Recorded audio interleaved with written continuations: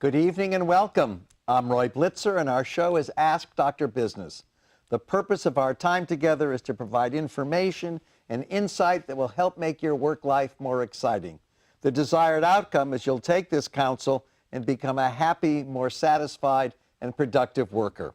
We are starting a new series this evening on part-time jobs, and I'm very fortunate to have as my first guest Scott Conradson, who is a consulting vice president executive. And he's going to talk a little bit about his life as a part-time worker, which is recent, and you're going to call in. The phone number here is 650-856-1491. Welcome. Thank you. I'd like you to please tell our audience a little bit about your background, education, where did you grow up, where did you study, and how did you become a vice president in the world of biotech? So interestingly, I actually grew up in Palo Alto. I'm a graduate of Gun High School from quite a while ago. That's okay. Once a gun grad, always a gun grad. And knew that I wanted to do something in science and healthcare coming out of high school. So tried biochemistry at UCLA. It turns out that the theory is great, but I'm a klutz on a bench.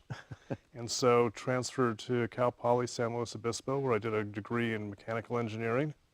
And then a degree in EE electrical engineering from Stanford and Santa Clara. As a master's program? As a master's program. Okay. First job out of school, I wanted to do something in medical electronics, and the best job offer I had was at Varian Associates right back here in Palo Alto. So a job I would have gone anywhere in the country for, ended up right back a mile from where I grew up. Not bad. Plus, you could probably, did people ride bikes then? Oh, yes. Because it was probably very near where you lived. And could ride a bike to work or take the bus up El Camino. Not bad. Okay, so obviously you must have had a very sterling career because you became a vice president. Give us a little insight in terms of the kinds of firms you worked for and the projects you worked on. So I've worked for several large companies, originally Varian Associates, as I said, on CT scanners when that was new technology in medical electronics, and then decided I wanted to see how a company was serious about making money worked, so I moved across the street to Hewlett-Packard, spent 20 years at HP, initially in corporate research, and then a couple of years in corporate strategy, and finally started a business there in biotechnology, got back into what I wanted to do all along, which was something in healthcare and biotechnology. Then since that time, I've worked in several large companies, Becton Dickinson, Biorad, Life Technologies, and also several startup companies. Wow, you have a great background. You're one of those part-time employees that comes with a wealth of experience. I want to remind everyone that I'm here with Scott Conradson. The phone number is 650-856-1491. Tell us all about your life as a part-time worker.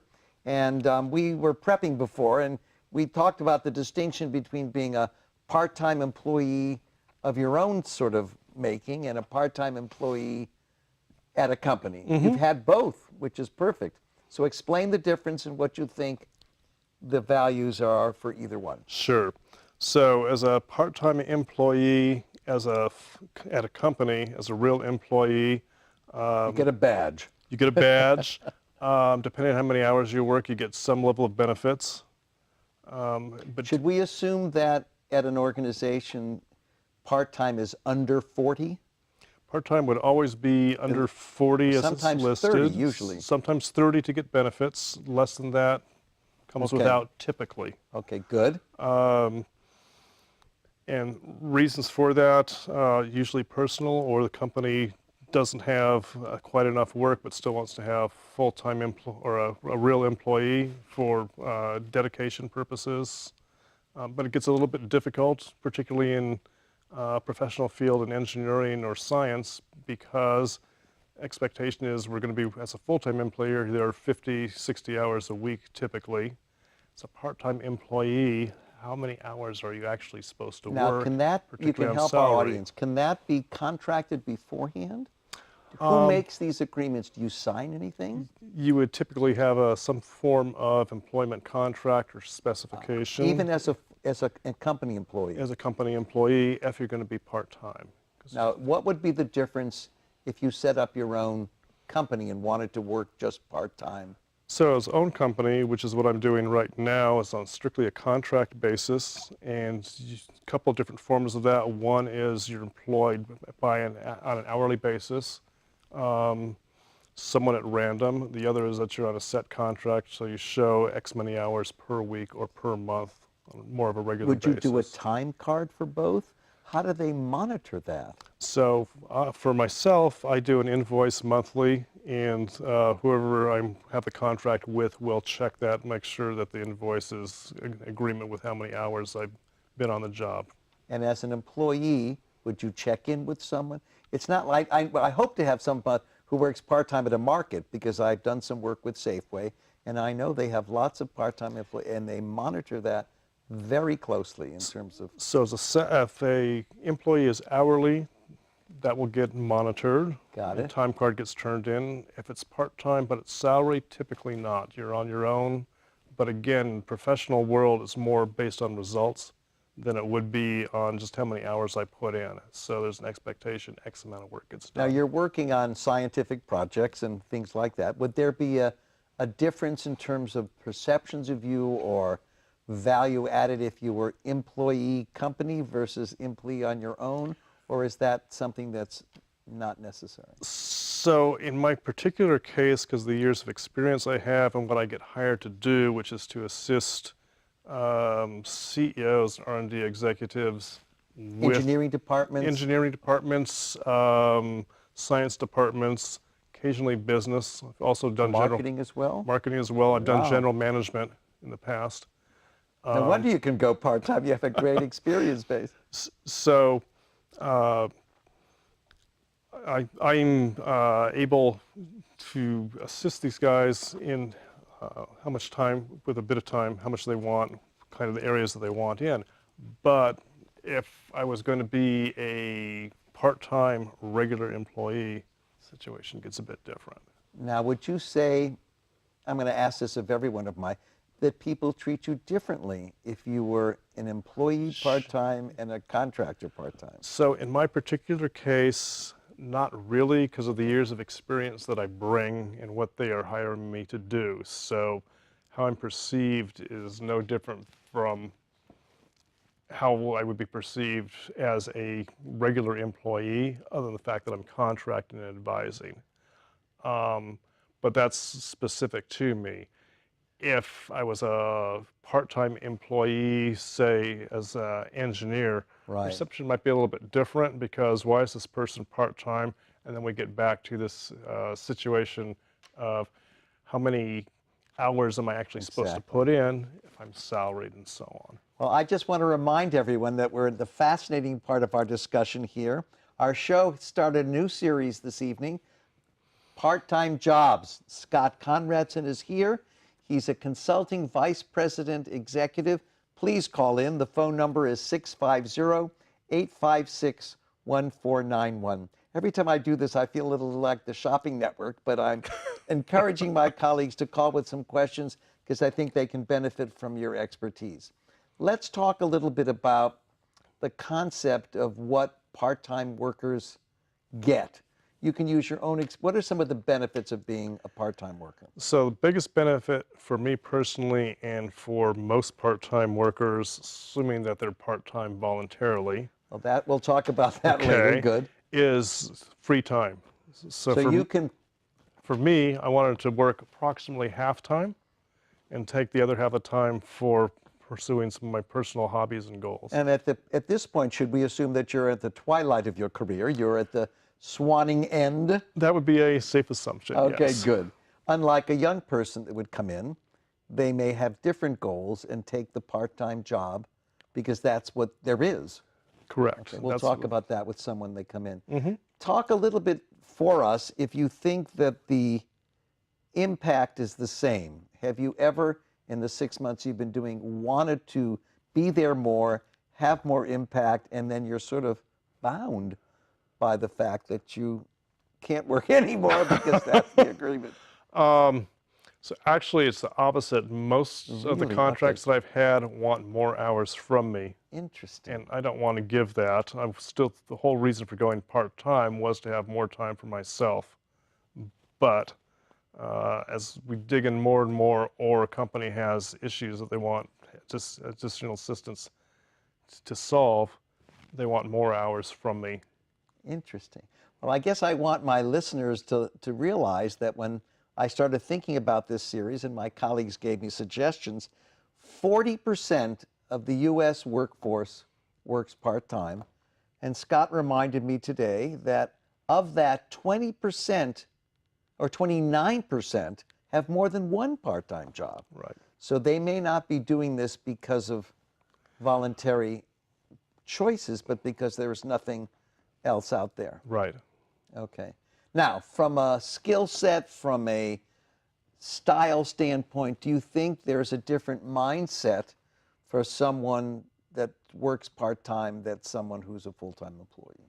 From the standpoint of the company, yes. Really? When I've been hiring manager as a full-time employee in a company, if I had a part-time position or someone came to me and wanted to work part-time, I start questioning why they want to do that, what's their level of dedication, are they really going to get the job done, particularly in the professional ranks where we're typically putting in 50 or 60 hours a week as a full-time employee. Is a half-time employee 20 hours a week? Is a half-time employee 30 hours a week? Or a lot of the companies we've worked at are results-oriented. Are they getting the job done Well, within you that bring period up of an time? interesting point. Having counseled some return entry people, some resumers who want to get back into the workforce, they want to work part-time. I hope to get someone on the show, but I can counsel them not to tell the interviewer that. If you start off saying, you know, I want to work part-time, I don't think that's a good message. And I'm not sure if that's old school of me or whether you have found that in your old experience. I would agree with you on that. In particular, if they're interviewing for a position that's already known to be part-time, that's- we're fine. If they come in, expectation is that they're going to be there working full-time, and they come a month later and say, I want to go half-time, we missed something in that interview. Yeah. And I would really question work ethic in that Well, case. it's almost like going to say you want to work at a newspaper and want to be the theater critic. You know, those are the jobs that are hard to get, and they want you to be a beat reporter and do the night murders before they're going to make you the theater critic. Okay, so your assumption is that most of the skill set is the same? That you don't need to be a certain, I would imagine, and this is, that a part-time worker is a little looser, a little less structured, a little more dealing with ambiguity is not as difficult, but that may not be accurate. Well, again, depends on whether it's a contracting That's a job good point. or a job within it's an employee of the company. Right. Employee of the company, not a whole lot different than being full-time, other than this issue of hours that we talked about and getting the job done. As an independent contractor, you're typically hired for a specific job for a particular period of time. Expectation is that'll get done in a period of time, and it's very focused. It's a lot less freedom to operate. Now, the other thing that occurred to me that we didn't prep about is budgets. My thought would be is that it's less expensive to have a part-time employee rather than a full-time. But if your time and charges like hourly, that may not be the case.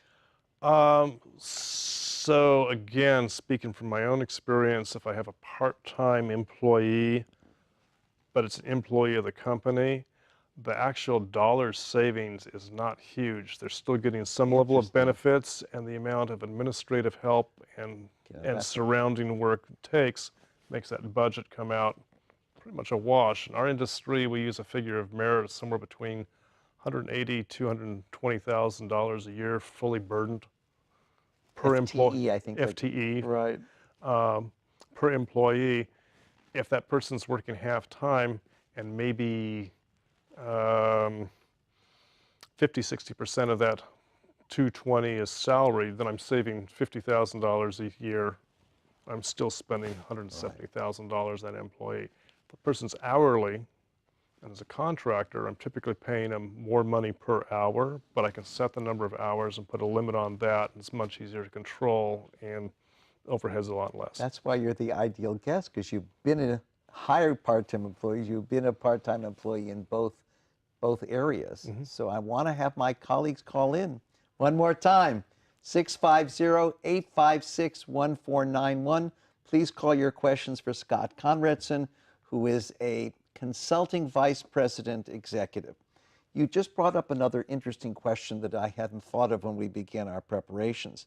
Would you think that the way you would give feedback would be different to a full-time employee versus a part-time employee? And I guess my assumption is that a full-time employee is like a marriage. You're not going to rush to get divorced too quickly. A part-time employee, it doesn't have the same kind of long-term.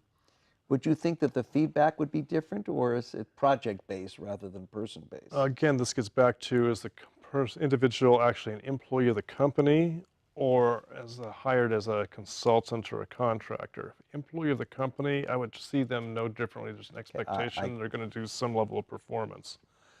As a contractor or a consultant, if they're underperforming, the feedback I would give to them would be a whole lot less, because there's an expectation they're getting the job done. You wouldn't renew their contract. Or I'd cancel the contract if they aren't getting the job done and find somebody else. Well, one of the things we didn't talk about was the temp to perm. Would you say in your situation that is something that they offer as a benefit, that it's a temporary job, that it could become permanent? Is that, I would think that the younger we are, the more that would be attractive. We do that in virtually all the companies, both startups and large companies. We do Really? that with great frequency. We will hire someone as a contractor through an agency. And then if they're working out after 6 months, we'll typically, if we have the budget and the position stays open, we'll typically convert them. And that's a Google model. What I've not been able to figure out from my Google colleagues is how they can assess whether you're really okay after that. Okay. It may be a Google model. We've been doing that for any number of years in any number of companies, just like that. But the thing that's interesting is they work through an agency. They don't take people off the street, usually. Usually, yeah. We almost always would do that through an agency. Okay, perfect. Let's talk a little bit about advice. If you were going to start over in your career, or even thinking of pre-retirement, what advice would you give someone who wanted to become a part-time employee? Do it sooner. Good line. Do it sooner. There's a whole lot of things that you like to do in life outside of work. Some of them start to get limited as you get older, are physically less capable, have a family, and so on. So for the people that I see that are coming out of school and taking a year off and traveling, or working part-time and doing some other pursuits, I'm envious. I should have done that too. Well, when we talked about 29% of the people who have more than one job, you could probably create a pretty interesting life if you could get 2 part-time jobs that would both last. In other words, then you would have the opportunity of networking for 2 places, and I don't know how that would be. If they were truly part-time, but I suspect Yes, a high percentage of that 29% is doing that because they need the income. Exactly. It's a financial problem. Now, let's talk a little bit about the whole concept of the advice syndrome. Do you think that had you done this sooner, your professional sort of career would have been perceived as differently? I don't know what the workforce thinks of part-time workers. I'm not sure. It's like working for the government. I mean, there are certain biases that people have in certain places, you know. So for the, again, from my experience, if I have someone who's relatively new in the job, call it something under 5 years experience, just throw out a number, and they want to work only part-time, that's a red flag from an employment Well, they don't standpoint. seem like a hard worker. We use dedication. Exactly. Versus being loose and free form. Well, and being more experienced in a career like you or I, right. Not so much. Then it's understandable a person might want to take some time off or have part-time work. Well, one of the things that I was impressed with when we were preparing is the concept of having a specialty, of having something that's so unique that they would take you in any capacity, part-time or full-time. And I think your career is an example of that. An engineer who had life science and biotech experience. It's something that they wanted. And I guess from an advice standpoint, I tell you all out there, pick something that makes you somehow unique. That would be Yeah, very good advice. In my own case, I've been very fortunate to have a sort of eclectic career where I've done a lot of different things at different companies, and so the combination of all those different pieces gives me some value to companies, particularly startups, where they may have executive teams that are less experienced. But people that we hire part-time also will have some specialty that's in demand in the industry and relatively rare. A couple of examples of that would be, at least in biotech, optical physics. There's only 2 really good schools in the country for that. Interesting. We hire people from there, and those kind of people get consulting jobs pretty regularly. Chip design. There's not a whole lot of chip designers left in the world, so if you are needing a biosensor of some kind on silicon, those people are in I demand. hope everyone's listening. This is great advice. What about biostatistics? I have a friend in biostatistics. We were just talking about that earlier today. Yeah, biostatistics, anything in the statistics field having to do with biology, computational biology, very high demand. User interface with a specialty in something bio or medical. Well, so that a is lot of wonderful. different professions that you can do this in. Here's my reach out again, Scott. Please, if you have any questions about any of the things we've talked about the life of a part-time worker, or want to think of expanding your horizons in job career, please call in. We have about 10 minutes left. The number is 650-856-1491. Let's look to the future. Do you think that if we have a workforce now that's over 40% part-time, do you think that's going to increase or decrease, considering the economic situation we're in now? So I see that increasing for 2 reasons. One, as we spoke of earlier, it's less expensive for a company to have We don't want to slander Walmart, but consultants. they've made a fortune that way. There you go. So it's less expensive for the company, and it's much easier to have a flexible workforce when you need it.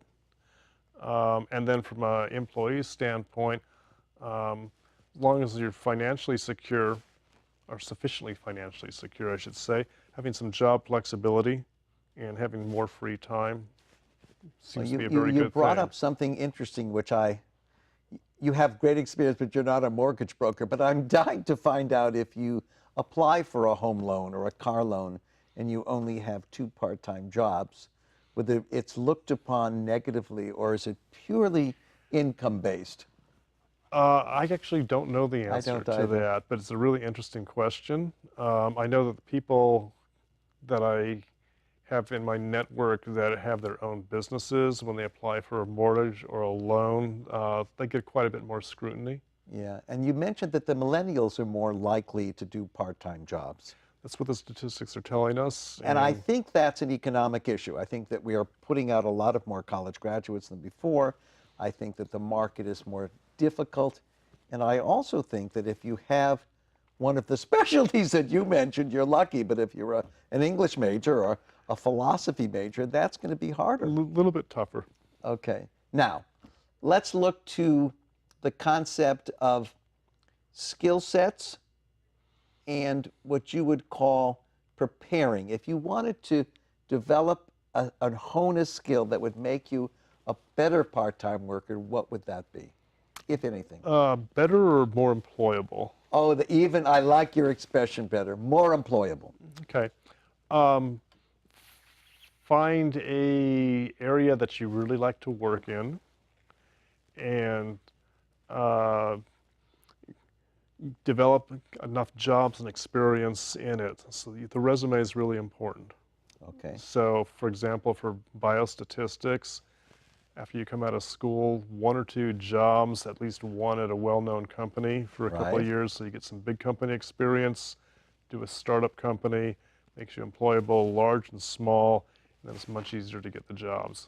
Now, one of the things we didn't talk about is I don't know if there are any part-time managers. We've been talking purely about individual contributors. What do you think?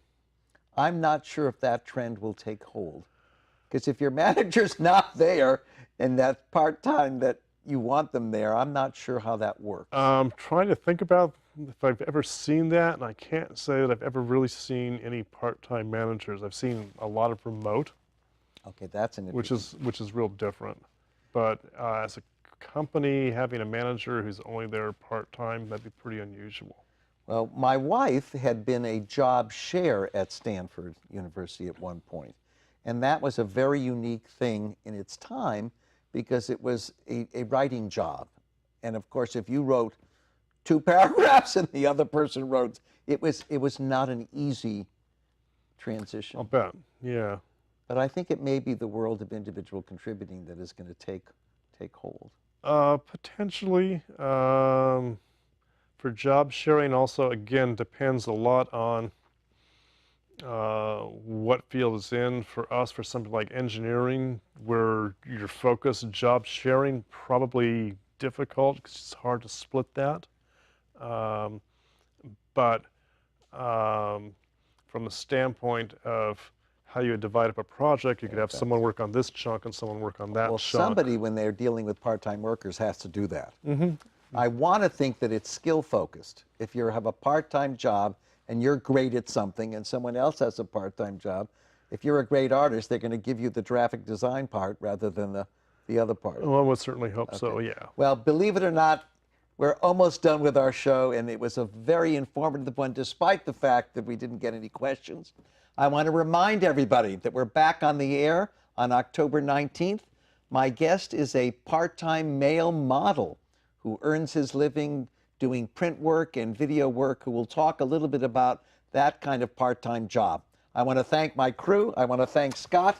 I want to wish everyone a good month and a happy new year to those of you that celebrate. This is the end of our show. Thank you for viewing, and that's the end.